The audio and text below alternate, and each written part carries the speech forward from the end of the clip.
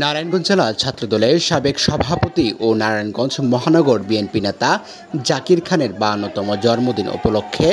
নারায়ণগঞ্জ মহানগর স্বেচ্ছাসেবক দলের সাবেক সহ সাধারণ সম্পাদক ও বন্দর থানা স্বেচ্ছাসেবক দলের আহ্বায়ক সদস্য রাজু আহমেদ রাজনের উদ্যোগে জাঁকজমকপূর্ণ আয়োজনের মধ্য দিয়ে কেক কাটা অনুষ্ঠান অনুষ্ঠিত হয়েছে।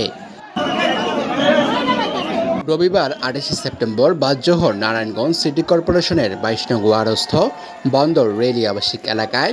রাজু আহমেদ রাজনের কার্যালয়ে এই কেক কাটা অনুষ্ঠান অনুষ্ঠিত হয়। নারায়ণগঞ্জ মহানগর স্বেচ্ছাসেবক দলের সাবেক সহ সাধারণ সম্পাদক ও বন্দর থানা স্বেচ্ছাসেবক দলের আহ্বায়ক সদস্য রাজু আহমেদ রাজনের আয়োজনে জাঁকজমকপূর্ণ অনুষ্ঠানের মধ্য দিয়ে উৎসবমুখর পরিবেশে নারায়ণগঞ্জ জেলা ছাত্রদলের সাবেক সভাপতি ও নারায়ণগঞ্জ মহানগর বিএনপি নেতা জাকির খানের 52তম জন্মদিন পালন করা হয়েছে। এ সময় বন্দর রেলি আবাসিক এলাকার পঞ্চায়েত কমিটির উপদেষ্টা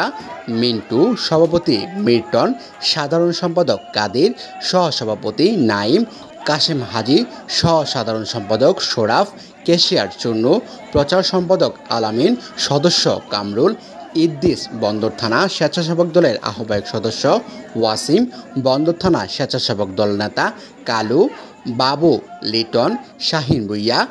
আলী, ফয়সাল, শাহিন, শাওন, মিজান, কাউসার, অপূর্ব, সুমন সহ নারায়ণগঞ্জ মহানগর বিএনপি ও অঙ্গ সংগঠনের বিভিন্ন পর্যায়ের বিভিন্ন ইউনিটের বিএনপি ও অঙ্গ সহযোগী সংগঠনের নেতৃবৃন্দ ও কর্মী সমর্থক সহ স্থানীয় জনসাধারণ ও এলাকাবাসী উপস্থিত ছিলেন।